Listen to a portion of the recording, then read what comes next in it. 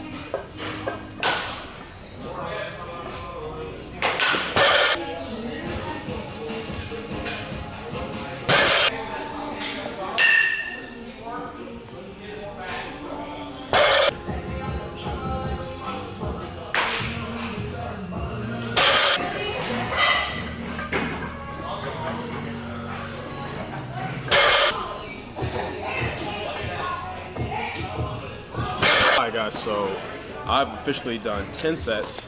Still have 5 more to go. As you guys can see, with each set, my form is getting a little bit less crispy just because even though it's singles, the fatigue still kicks in eventually, right?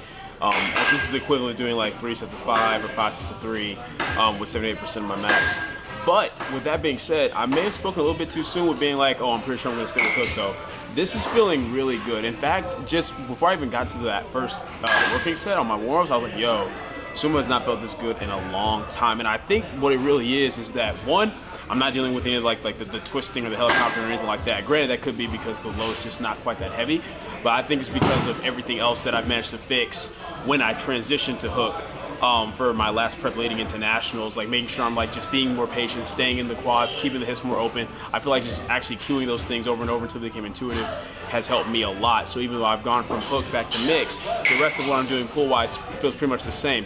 A benefit over hook though, I would say, is that one, I'm not having to go to straps like, you know, halfway through the sets like I would with hook just because my thumbs give out, but also in general, I feel like I can actually be more patient off of the floor because one, like I said, I'm able to get way more slack out, I feel, because I can just really grab the bar and get it all out.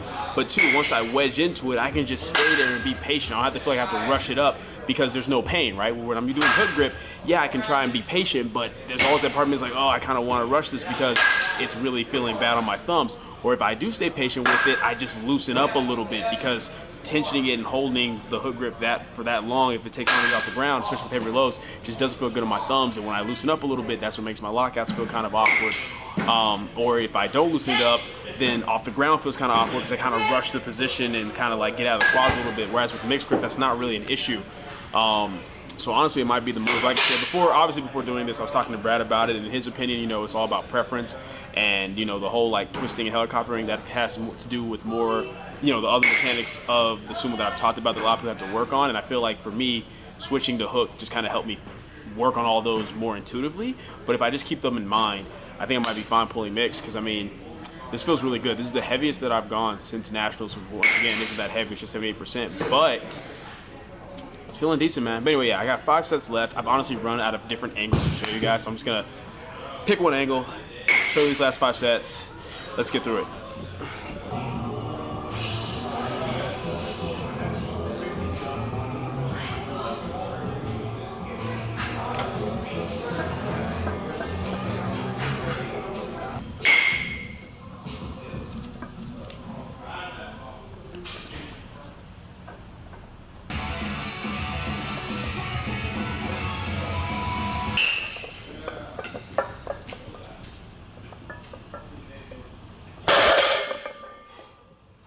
Guys, so I'm done. All I have is accessories. There's no belt squat here, so I can't do counterbalance belt squats, which sucks because that's officially my favorite leg accessory movement now, but I'm just gonna leg press instead, do my split squats and then get out of here. I just realized that technically speaking, today was kind of like an overall like volume PR in terms of deadlifts, just because I believe the most I did was 3 sets of 4 with 430 pounds for volume work last prep leading up into nationals. So since I did 440 a day for, you know, 15 singles, that's the equivalent of doing like, you know, 3 sets of 5 with 440 or 5 sets of 3. So that might explain why it really started to get kind of rough, like around like set 10 and onward, but we got through it, and arguably it still felt better than last week in terms of like, even when the sets start to feel kind of I think they still felt better compared to what they did the previous week when I got to those same sets. So all in all, man, I'm happy with it. But anyway, that's pretty much it for this portion of the video. Next time you guys see me, it will be Saturday for my final primary squat day of this block.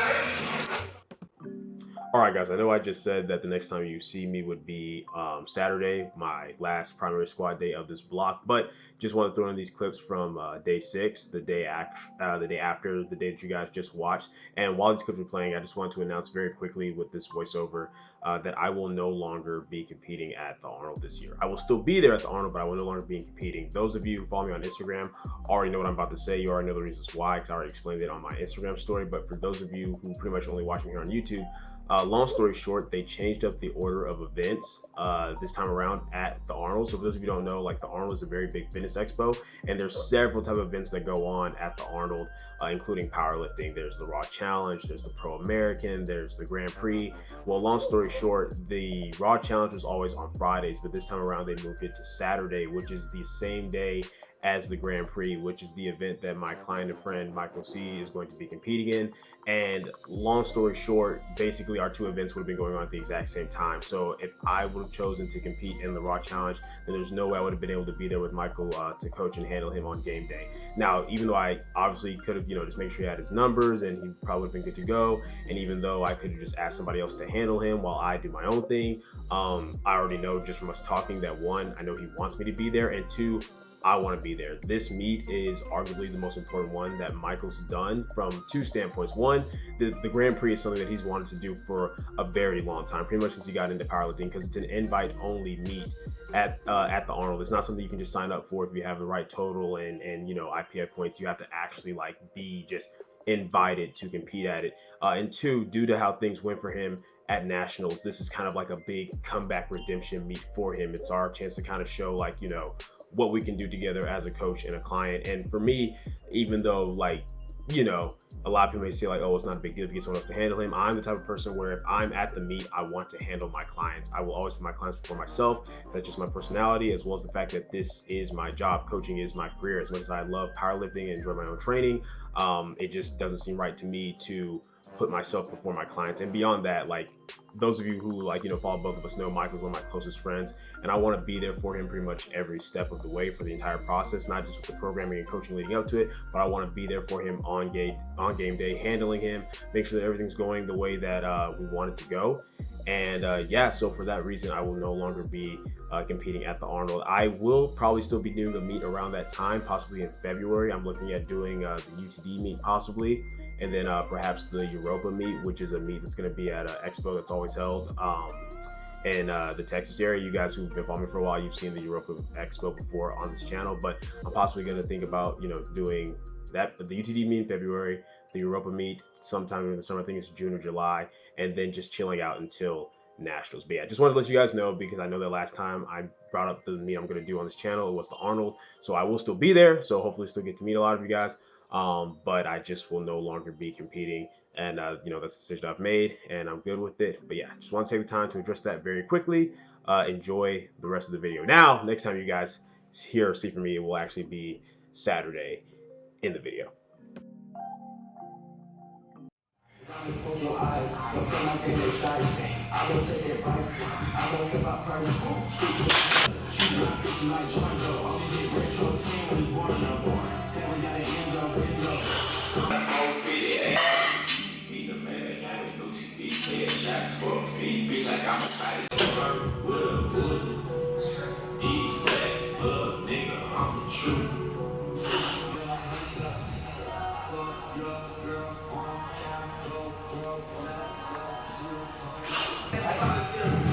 That's what happened with these two guys.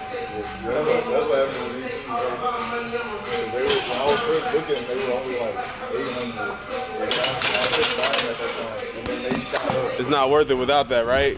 What are we without clout, man? Just simple mortals with nothing good going on for us. All right, guys, so as you can see, Saturday, last primary day of the block. Get out my shot, boy. And things are moving really, really well. So I have to work up to a 5-second tempo eccentric single at RP 8.5 to 9. Last week, I worked up to 440 pounds for about 7.5 to 8. So I just hit 419. So I'm gonna put on 440, which is what I hit for my top set last week. And based upon that, kind of fill out what's gonna be there for the top single today. So yeah, I'm feeling good. Like it's one of those weird things where I'm not feeling amazing just because it's week 4. Sleep was kind of weird last night. Fatigue is kind of teeter-tottering, but mentally I'm feeling really good. I'm feeling really confident, and I want something heavy on my back. So let's see how it goes.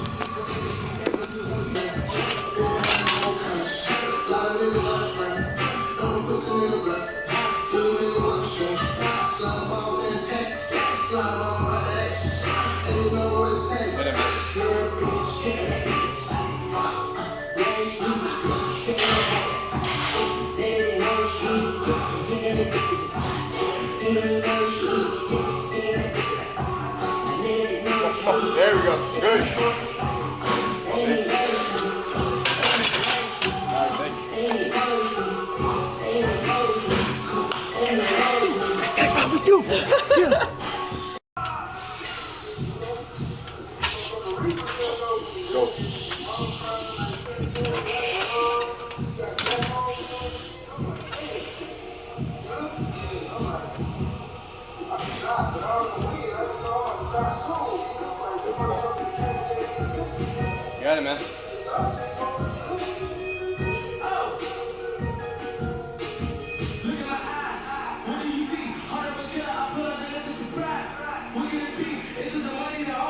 sir. Oh, yeah. Yeah, baby. Okay.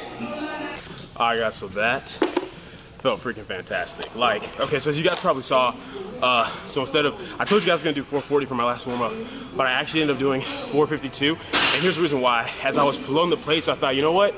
Let me put on 10 more pounds than my top set for last week. So that was trash. He's dropped. Everything I said before about like, yo, man, that's my boy, it's my client. I want to put him first. Forget that, bro.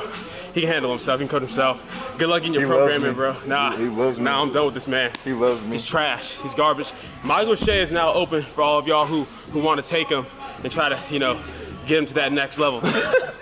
No, but what the heck was I saying?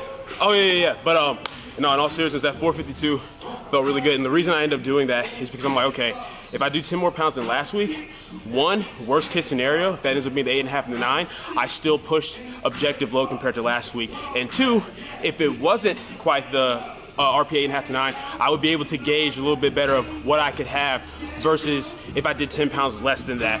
And as you guys saw, 463, which is my actual top set, moved, in my opinion, even better and felt even better than 452, and mainly just because like I just focused purely on tension and just letting the 5-second tempo come a little bit more naturally rather than kind of trying to like force it to be a perfect 5 seconds. I kind of just like went with the flow of like 1, 2, 3, 4, 5, and once I hit depth, I just came back up, and that felt amazing. Like to hit that with a 5-second tempo, which you guys know wouldn't nerf anybody, but especially your boy, because I already like, you know, I'm not the fastest lifter in general already, so slowing down even more isn't great for me. But if I can hit that this far out, we in a good spot.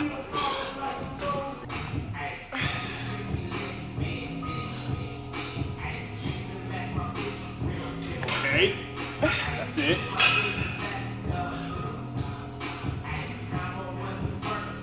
Damn. Nice. Nice. Woo, PR!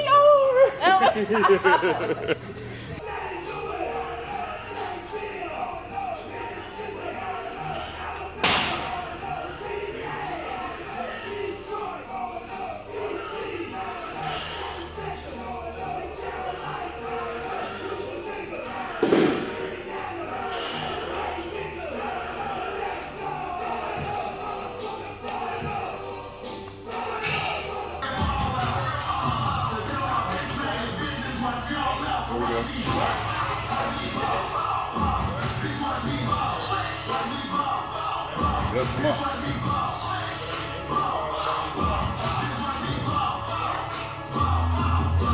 Yep.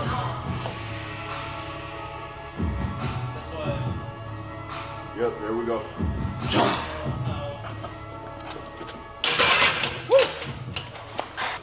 All right, guys, so done with back down. So you guys saw my first back down set and my last back down set, 5 sets of 4 with 391 pounds. And if you guys recall, when I was in full-on meet prep mode leading into nationals, I got to the point where I was repping like, you know, 400 plus, anywhere from back down sets of 5 to back down sets of 3, depending on how heavy it was. So to be 10 pounds away from already repping in the 400s in my first block, like of the off season, is excellent, man. Squats feel really good and everything's consistent. That's the best thing. My positioning is the most consistent it's been. With, like I said, with the extra wider stance that I tried going to the nationals, on the days it felt good, but on the days it felt horrible, it just felt off and not consistent. So, like I said, being in this new stance where it's kind of in between my older stance where I was really close and then the wider stance I used going in just feels really, really great. My stack positioning feels really, really great. And everything that's happening is, one, a combination of just a higher base level. Hold up. I ain't trying to get too copyrighted. One is from just a higher baseline of from nationals, of course, but just having my positioning be consistent, being more stacked, everything like that. So it's feeling really, really good. I'm really happy with it. Next, I'm just gonna show you guys probably like just one set of my light tempo pulls today. Once again, gonna play the mixed grip again, and I'm gonna play with my setup even more with how I get down to the bar to make sure I can like just stay in as a good position as possible for my starting position. And that'll pretty much be it for the video, man. Easy work, let's get it.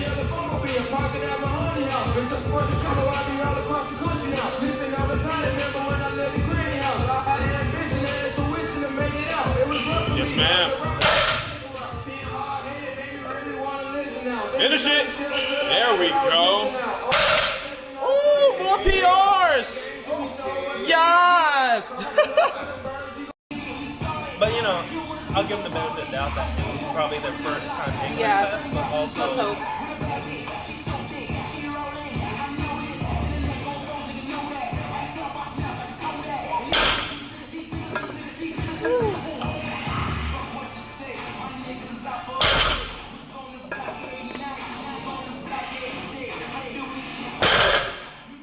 Alright guys, so that's it for today's session. That's it for the video. I do still have some accessory work, but I'm kind of on crunch time. Today is my grandmother's 84th birthday. Thank God that she's blessed another year. So, you know, trying to get done quickly so I can get to the gathering for that. But today was awesome.